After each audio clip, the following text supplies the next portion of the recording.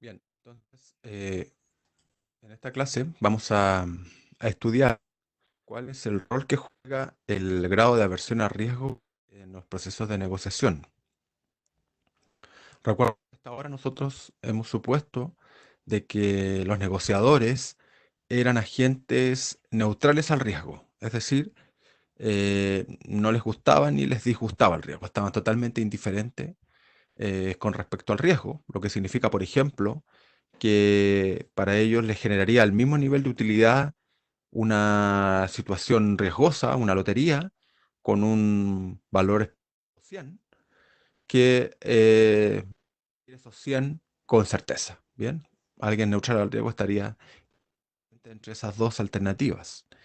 Y una condición suficiente para esa neutralidad al riesgo, ¿no es cierto? Era suponer de que el jugador transformaba riqueza en utilidad de un modo lineal, ¿ya?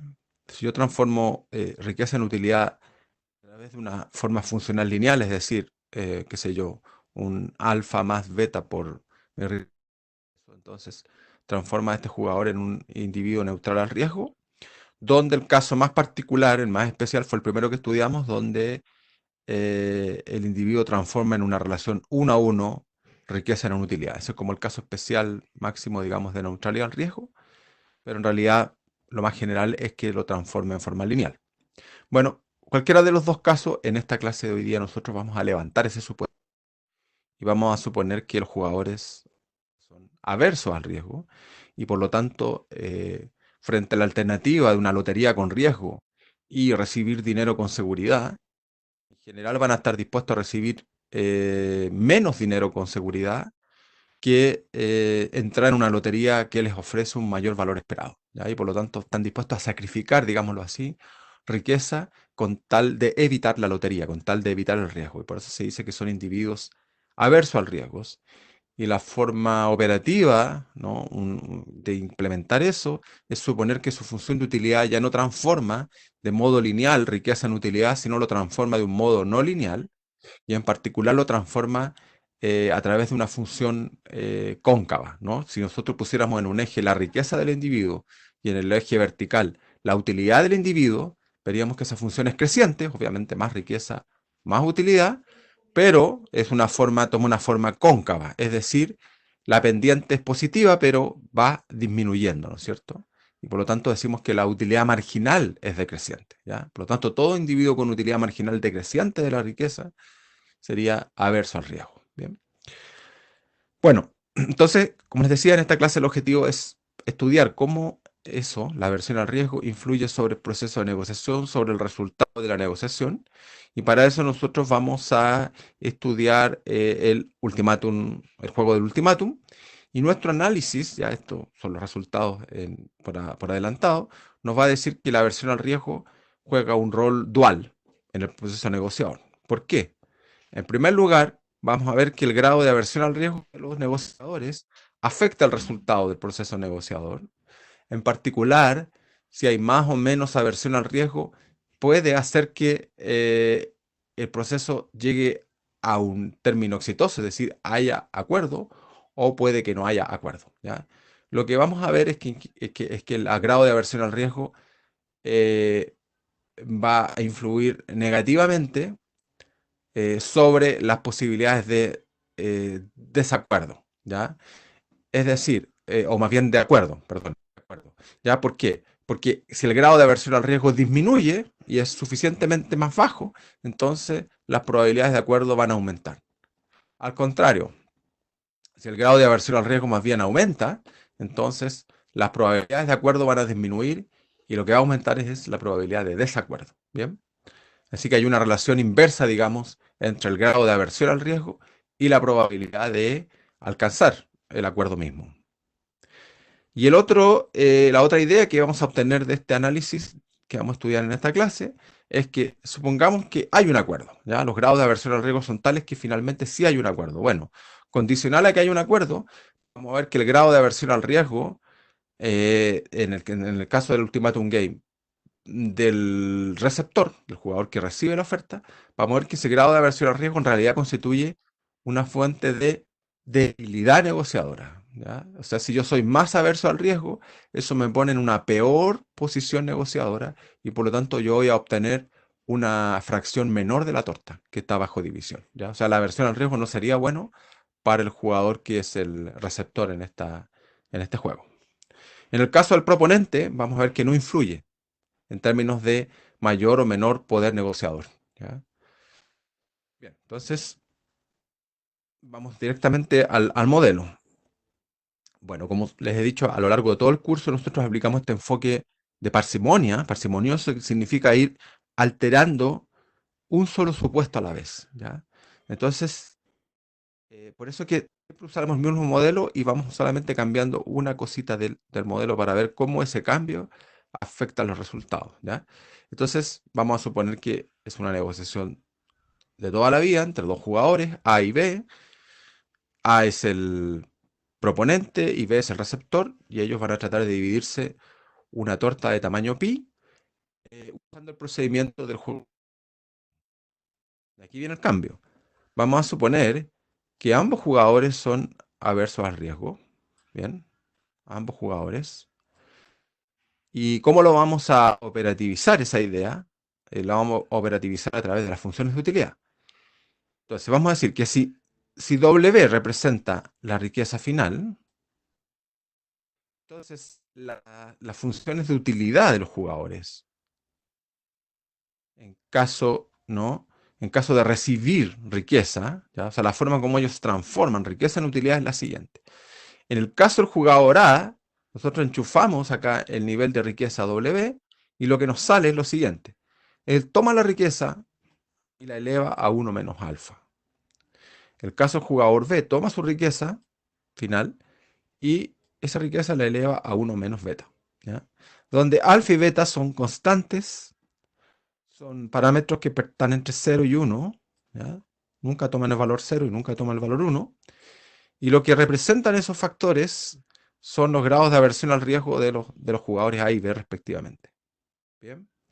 Ahora, si yo graficara estas funciones de utilidad, como les decía, en el eje horizontal pongo la riqueza, pongo W, y en el eje vertical pongo la utilidad, U de W, lo que voy a tener es una función creciente en W, ¿ya? O sea, la utilidad marginal es positiva, pero va a ser una función cóncava, es decir, la utilidad marginal va a ir decreciendo, es decir, la pendiente va a ir disminuyendo, pero va a seguir siendo positiva, ¿ya? Si yo graficara estas funciones, dado los supuestos que he hecho sobre alfa. Alfa y beta están entre 0 y 1. ¿Ya? Ahora, en estricto rigor, yo digo, claro, alfa y beta son los grados de aversión al riesgo, pero aquí hay un comentario. ¿Ya? Si lo leemos, lo que dice ese comentario es que básicamente estos parámetros, ¿no es cierto?, lo que representan en estricto rigor son lo que se llama el coeficiente de aversión al riesgo relativa de cada jugador. ¿Ya? El coeficiente de aversión relativa de cada jugador. ¿Por qué? Porque también hay un coeficiente de aversión absoluta y que también mide la aversión al riesgo, pero que no ajusta por riqueza. En este caso, este coeficiente sí ajusta por riqueza, ¿ya? Bien. La idea aquí es que si alfa y beta son estrictamente mayores a cero, como es el supuesto que hemos hecho, inmediatamente estos jugadores son aversos al riesgo. De hecho, ustedes hagan el ejercicio, si alfa y beta fueran cero, ¿no es cierto?, W estaría elevado a 1. Es decir, volvemos al modelo original donde los individuos eran neutrales al riesgo, ¿ya? Así que para que esto funcione, alfa y beta tienen que ser estrictamente mayor a 0. Y lo otro, mientras alfa y beta sean más grandes, vamos a decir que estos individuos van a ser más aversos al riesgo, ¿ya? A mayor alfa, mayor beta, los individuos son más aversos al riesgo. Básicamente, alfa y beta lo que están midiendo de algún modo es el grado de curvatura de la función, ¿ya? Es decir, qué tan cóncava. Mientras más cóncava, quiere decir que el individuo es más averso al riesgo. Aquí viene la otra modificación, ¿no? Las outside options ahora de los jugadores van a ser de ambos jugadores, ya hablemos del jugador genérico y van a ser riesgosas. ¿Ah? Van a ser riesgosas esas outside options. ¿Cómo se materializa esta idea de que son riesgosas? Bueno, vamos a decir que en caso de desacuerdo, el jugador I va a recibir una riqueza final, ¿ya? Pero esa riqueza final en realidad va a ser una lotería, ¿ya? De hecho, con probabilidad P va a recibir una riqueza igual a W sub I, ¿ya? Eso va a ocurrir con probabilidad P, ¿ya? O sea, va a tomar una distribución binaria, una distribución Bernoulli, y con probabilidad 1 menos P, esa riqueza final va a ser 0, ¿ya? Donde W sub I es positivo, ¿ya? Y la probabilidad de obtener algo positivo es estrictamente mayor a 0, ¿ya? Para ambos jugadores, ¿ya? ¿Ok? Entonces es riesgoso, ¿ya? ¿Por qué? Porque la riqueza en caso de desacuerdo sigue una distribución Bernoulli, donde yo voy a recibir, qué sé yo, por ejemplo, supongamos jugador A va a recibir con probabilidad P, W sub A, y con probabilidad 1 menos P, 0. Así que por lo tanto no está seguro si es que va a terminar con algo positivo o con 0 en caso de desacuerdo.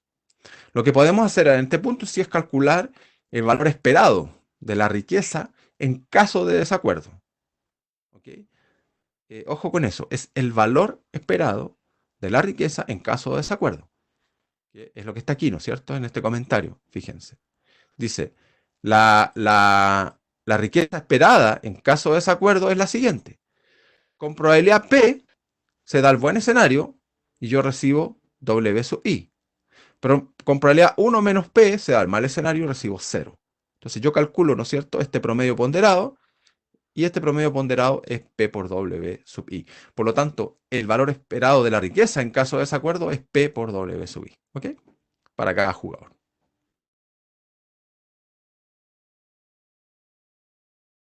Aquí está la representación del juego, un juego el ultimátum clásico. A es el proponente, hace una oferta de cómo repartir la torta, esa oferta está representada por X. B puede aceptar o rechazar. Y fíjense que como los jugadores son aversos al riesgo, ahora lo que hace A, ¿no es cierto?, es tomar su riqueza, en caso de acuerdo, que sería X, y transformarlo en utilidad.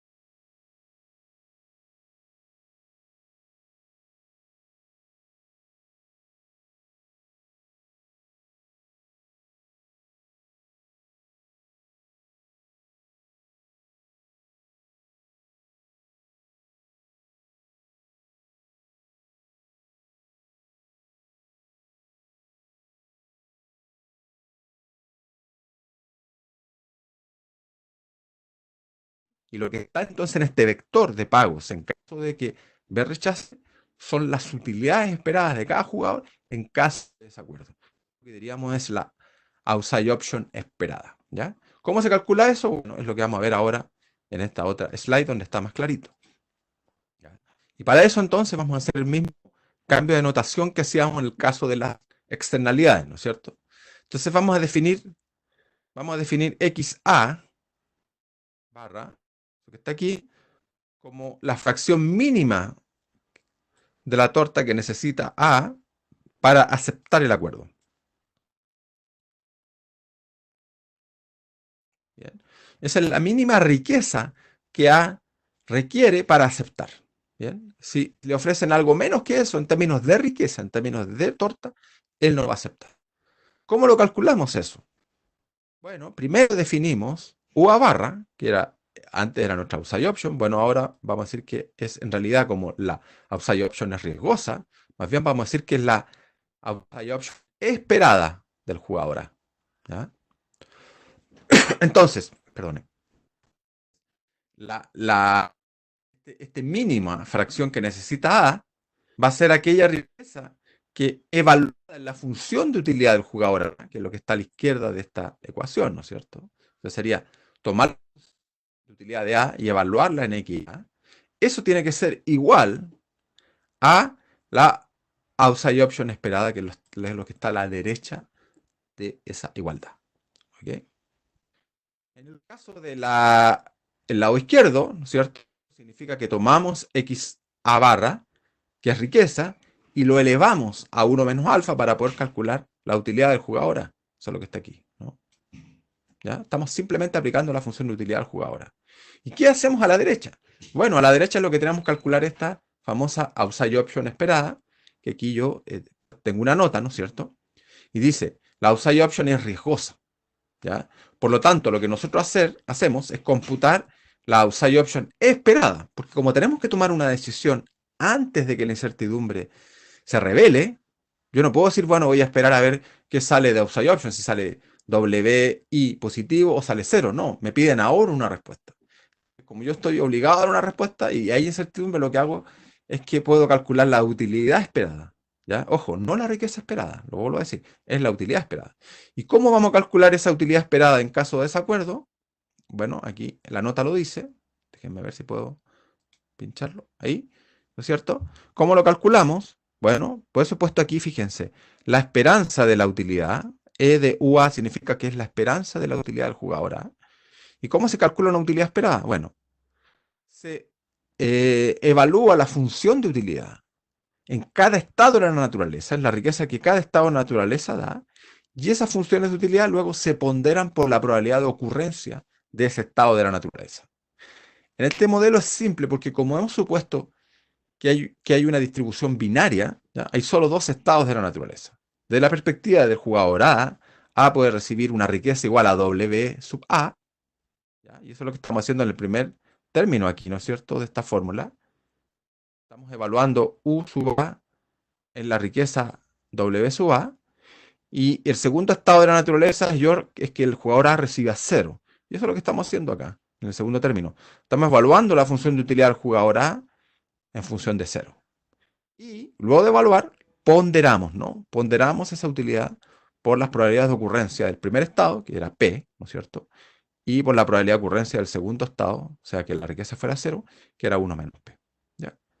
¿Cuánto es el lado derecho de esta ecuación? Bueno, es simplemente P por evaluar la función de utilidad ahora en WA. ¿Y qué es lo que es eso? Es tomar WA y elevarlo a 1 menos alfa, que es lo que estoy haciendo ahí.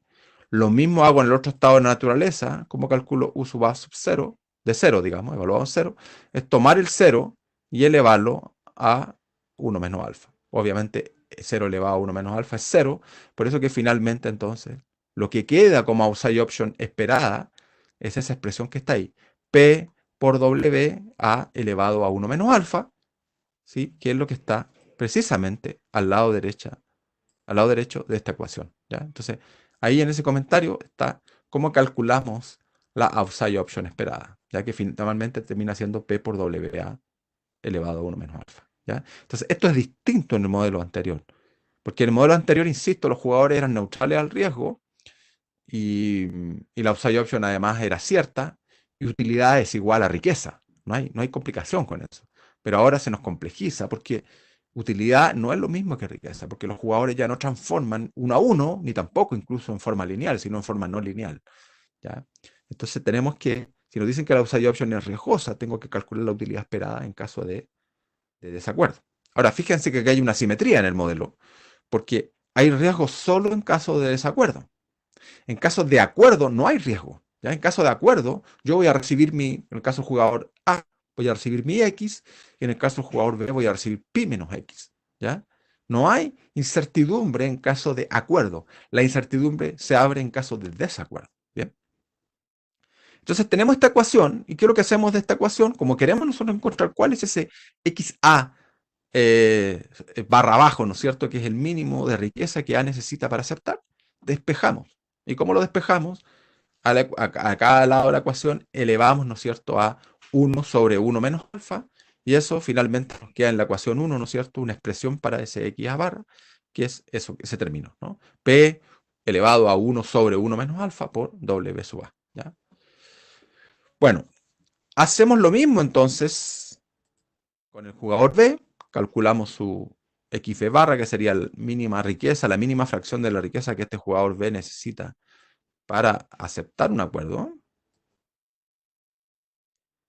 Y definimos V barra ahora como la outside option de B, pero esperada, ¿ya? Dado que hay incertidumbre. Eh, entonces tenemos acá la utilidad, ¿no es cierto?, del jugador B evaluado en XB barra, ¿ok? Y tenemos a la derecha la utilidad de reserva del jugador B, pero esperada, ¿bien? ¿Cómo calculamos la utilidad esperada del jugador B, upside option, digamos? Igual que antes, igual que en el caso de A. Lo único es que, si ustedes se dan cuenta acá, ¿no?, lo que está a la derecha, obviamente utilizamos la riqueza del jugador B. Sabemos nosotros que con probabilidad P, B va a recibir WB, y ese WB lo elevamos a 1 menos beta, porque estamos calculando la utilidad del jugador B en caso de que haya, que sea el buen escenario, digamos. Y aquí, en realidad, lo que falta sería un más un 1 menos P por 0 elevado a 1 menos beta, pero bueno, eso se hace 0. Bien, pero en el fondo es similar al caso A. Y en el caso del jugador B, tomamos su riqueza XB y lo elevamos a 1 menos beta. ¿Ya? O sea, simplemente estamos evaluando en su función de utilidad esa riqueza mínima que necesita para aceptar. Fíjense que aquí tenemos una nota, ¿ya? Y esa nota nos dice que aquí tenemos que considerar un cambio de notación, ¿ya? El cambio de notación es que nosotros sabemos que en el juego del ultimátum B lo que recibe es pi menos x, ¿ya? Pero aquí le hemos denominado menos x, ¿no es cierto? X sub b. ¿Ya? Entonces, cuando hablamos de x sub b, estamos hablando de pi menos x. Es simplemente un cambio de notación. Y entonces, de aquí hacemos lo mismo, despejamos x b barra. ¿Cómo lo hacemos eso? Elevando a cada lado de la ecuación a 1 sobre 1 menos beta. Y entonces encontramos una expresión para lo mínimo que necesita b para aceptar. ¿Ya? Entonces tenemos lo mínimo de a y lo mínimo de b.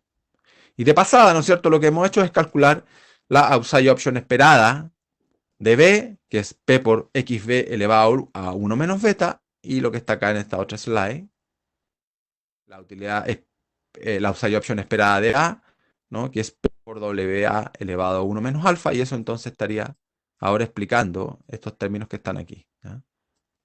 Esos términos están derivados en las dos siguientes slides, ¿ya?, de acuerdo a la explicación que he dado recién. Bueno, y ahora tenemos que resolver este juego. Es un juego ultimátum, lo resolvemos como toda la vida. Un equilibrio perfecto en sus juegos, ¿ya? Porque es un juego secuencial. Aplicamos inducción hacia atrás entonces. Por lo tanto, partimos del último subjuego, donde B el que tiene que decidir si aceptar o no la oferta que A le hace. ¿Y qué es lo que hace B? Ve acá en el árbol, ¿no es cierto?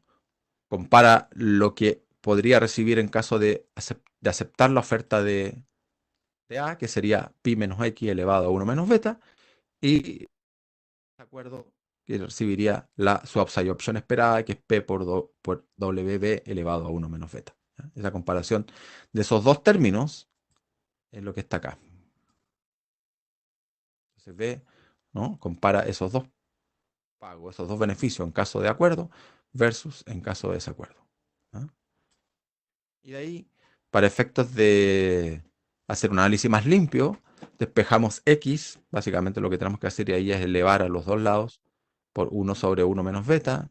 Y ahí pasar el x al otro lado de la inecuación y nos va a quedar que B va a aceptar la oferta de A si x es suficientemente pequeña. En particular, si x es menor o igual que esa cota superior, es pi menos p elevado a 1 sobre 1 menos beta por w de B. ¿Ok? Entonces eso está acá resumido. ¿Ya? B acepta si es que esa condición se da y rechazaría si es que esa condición no se cumple. Esa sería nuestra condición de acuerdo, agreement condition, que el jugador A va a utilizar posteriormente, ¿no? Entonces en el primer subjuego, arriba, cuando comienza el jueguito, A tiene que escoger un X. ¿Sí? Tiene que escoger un X. Volvemos al juego acá. Ahora estamos aquí, ¿no? Aplicar inducción hacia atrás. A tiene que escoger un X que maximice su función objetivo. En caso de acuerdo, ¿cuál sería? Es este término. Es X elevado a 1 menos alfa. Eso es su función objetivo. Obviamente, ese X tiene que satisfacer una restricción de factibilidad. Tiene que estar entre 0 y pi. Tiene que cumplir una restricción de participación. O sea, la utilidad en caso de acuerdo, que es X elevado a 1 menos alfa, debe ser mayor o igual a mi outside option esperada en caso de rechazo, que sería P por WA elevado a 1 menos alfa, y debe también satisfacer la agreement condition que acabamos de derivar, ¿no? Todo eso en conjunto, ¿no es cierto?, es lo que está en esta slide. Efectivamente, X escoge un X, perdonen, escoge un X tal que se maximiza su función objetivo en caso de acuerdo, esa utilidad, y sujeto a la restricción de factibilidad que acabo de explicar, sería ese intervalo 3, la restricción de participación, ¿cierto? Es decir, mi utilidad que proviene de un acuerdo debe ser mayor o igual que en este caso, utilidad esperada en caso de desacuerdo, que es lo que está a la derecha de la inecuación 4, y ese X además debe ser aceptable por mi contraparte. ¿Ya? Si yo escojo ese X, yo tengo que estar seguro que B lo va a aceptar. Bueno, entonces uso justamente la condición que acabo de derivar en el subjuego anterior, que es la ecuación 5, que es nuestra condición de acuerdo. ¿Bien? Aquí tenemos un comentario, ¿ya? Y esos comentarios apuntan a que, fíjense, como toda la vida, la ecuación 4, ¿ya? Yo podría despejar X de la ecuación 4, aislarla, ¿no es cierto? Básicamente elevando por 1 sobre 1 menos alfa a ambos lados de la inecuación, ¿ya? Y si hago eso, entonces, voy a ese comentario, note entonces que 4 es equivalente a la siguiente condición, a que X es mayor o igual que P elevado a 1 sobre 1 menos alfa multiplicado por W sub A, ¿ya? Y noten que eso es mayor a 0. Es mayor a 0, ¿por qué? Porque WA es mayor a 0, alfa es menor a 1, ¿ya? Y P es mayor a 0. Por lo tanto, ¿qué me está diciendo eso? Que 4 en realidad yo la puedo ver como que impone una cota inferior sobre X. Y esa cota inferior es estrictamente, ¿ya? Esa cota inferior es estrictamente mayor a 0. ¿Ok? ¿Y qué hace 3? Bueno, el lado izquierdo de 3 lo que impone también es una cota inferior, pero es una cota inferior más suave, es 0. Por lo tanto, como toda la vida, ¿qué podemos concluir? Que 4 es una condición suficiente para el lado izquierdo de 3. Es una condición más fuerte. Lo mismo ocurre con 5. ¿Ya? ¿Qué hace 5? 5 lo que hace es imponer una condición, una cota superior sobre X, ¿no es cierto? La cota superior es pi menos p elevado a 1 sobre 1 menos beta por xb. Pero eso es positivo, ¿ya? Por lo tanto, es pi menos algo positivo. Si yo a pi le resto algo positivo, yo sé que esa cota superior es más pequeña que pi. ¿Ya? ¿Qué pasa con 3? 3 también impone una cota superior sobre x, que es mayor, porque es pi. ¿Ya? Y cuando se trata de cotas superiores, la más fuerte es la más pequeña, ¿no es cierto? Entonces, ¿qué digo? 5 impone una cota superior más exigente sobre x que la que impone 3. Por lo tanto, 5 implica a 3. Argumento de toda la vida, que concluyo que 4 y 5 implican la condición 3 y por lo tanto la condición 3 es redundante y yo la puedo sacar entonces del problema. ¿Ya? Entonces, este programa original se puede simplificar al que está acá en esta otra slide, ¿ya? Donde A entonces va a escoger un X que maximiza esa, esa función objetivo y sujeto a una restricción, ¿ya? Y esa restricción es en realidad dos restricciones que he escrito en una sola línea y que está denotada por el número 6 y lo que está haciendo es imponer un intervalo sobre el cual debe vivir X, ¿no? X tiene que ser mayor o igual que cierto término y menor o igual que cierto término. Bien, ahora, ¿qué ocurre aquí? Lo que ocurre es que, nuevamente, si yo tomo la derivada de la función objetivo con respecto a X, voy a ver que esa derivada es estrictamente mayor a 0, ¿no? Ustedes lo hacen en la casa, derivan la función objetivo con respecto a X, van a darse cuenta que esa derivada es estrictamente positiva. ¿Por qué? Porque alfa es positiva y menor a 1, ¿ya? Entonces eso me va a garantizar, ¿no es cierto? Me va a garantizar, digamos, de que esa derivada es estrictamente positiva, por lo tanto, la función objetivo siempre crece en X, siempre crece en X. Por lo tanto, el candidato natural, ¿no es cierto? El candidato natural aquí es una solución de esquina por arriba. ¿ya? Es la cota superior. ¿Ok? Pero, como hemos argumentado en este curso, eso va a ser verdad en la medida que el intervalo 6 sea factible, sea no vacío. ¿Ya? Y ese intervalo 6 va a ser no vacío cuando el lado derecho del intervalo sea mayor o igual que el lado izquierdo. Eso es lo que está aquí, ¿no es cierto? 6 entonces va a ser no vacío si en la medida que, perdonen, fui para acá, ahí, en la medida que se cumpla esta condición. En la medida que el lado izquierdo del intervalo es menor o igual que el lado derecho. ¿Qué podemos aquí hacer? Nosotros podemos reescribir esta inecuación, ¿ya? Reescribirla y ahora utilizar las ecuaciones 1 y 2 que definimos al comienzo de la clase, cuando definimos estas cantidades o fracciones de la torta mínima que A y B necesitaban para aceptar un acuerdo. ¿Recuerdan? XA barra y XB barra. Bueno, yo puedo ocupar eso y puedo reescribir esta condición de esta forma, a través de 7. ¿Ya? En el fondo, el intervalo 6 entonces va a ser no vacío en la medida que esto sea verdad. En la medida que la torta bajo división sea suficientemente alta, es decir, sea mayor o igual que la suma de las fracciones mínimas que necesitan los dos jugadores para aceptar un acuerdo. Lo que es súper intuitivo, ¿ya? Es súper natural esa condición. Uno dice, bueno, va a haber un acuerdo en la medida que la torta alcance para darle sus aspiraciones mínimas a cada jugador. ¿Bien? Si 7 se cumple, entonces el acuerdo va a existir, el intervalo 6 va a tener una solución por arriba y va a haber una solución de esquina.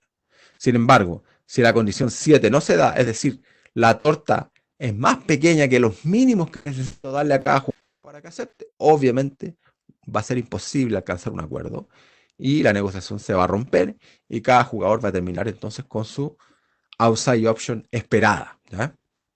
Entonces, como dice acá, tenemos dos posibles casos a partir de la condición 7. Tenemos el caso 1 donde esa condición sí se va a cumplir y el caso 2 donde no se va a cumplir. ¿Ya? Entonces, si la condición 1 se da, como les decía, el intervalo 6 es no vacío y por lo tanto vamos a tener un acuerdo. Y ese acuerdo está caracterizado por una solución de esquina por arriba, donde X estrella entonces es igual a la cota superior. ¿Cuál era la cota superior del intervalo? Esta expresión, ¿no? ¿Y cuánto recibiría? Eso es lo que recibiría A. ¿Cuánto recibiría B? Bueno, como es un juego suma cero, B siempre recibe pi menos X estrella. El remanente, si ustedes reemplazan X estrella, entonces les va a dar esa expresión para B. ¿Ya? Ahora, fijémonos en esas expresiones. ¿Qué es lo que está recibiendo B? B, claramente lo que está recibiendo es su XB barra, digamos. Es decir, B recibe el mínimo que necesitaba para aceptar. ¿Y cuánto está recibiendo A? A está recibiendo todo el excedente, todo el pi, toda la torta, luego de darle el mínimo que B necesita. ¿Ya? ¿Ya? Por eso aquí hay un comentario, ¿no? Note que, primero, X estrella se puede escribir como pi menos XB low barra, ¿no es cierto? Low bar, o sea, la barra abajo. Y pi menos X estrella, que es lo que recibe B, en realidad es XB barra, ¿ya? O sea, el mínimo que necesita B. Así que eso es una forma de ilustrar, ¿no es cierto? Como lo dice aquí, la ventaja del proponente clásica en un juego de ultimátum que aquí también se cumple. ¿Ya? Aquí el que está proponiendo tiene una ventaja. ¿Cómo? Insisto, porque A se lleva casi toda la torta y lo único que le da B es su mínimo que él necesitaba para aceptar, que era este XB low bar, ¿ok? Que habíamos derivado al comienzo.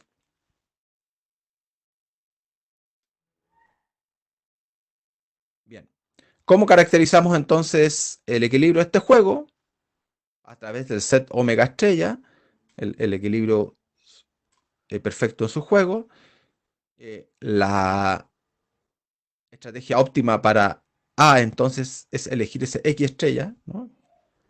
Que está ahí, y la estrategia óptima para B es su decisión que derivamos cuando aplicamos inducción hacia atrás, que está dada por esta correspondencia que está aquí, ¿no? Acepta si esa condición se da y rechaza de otro modo. Por lo tanto, bajo el caso 1, existe un único equilibrio y un único acuerdo, ¿ya?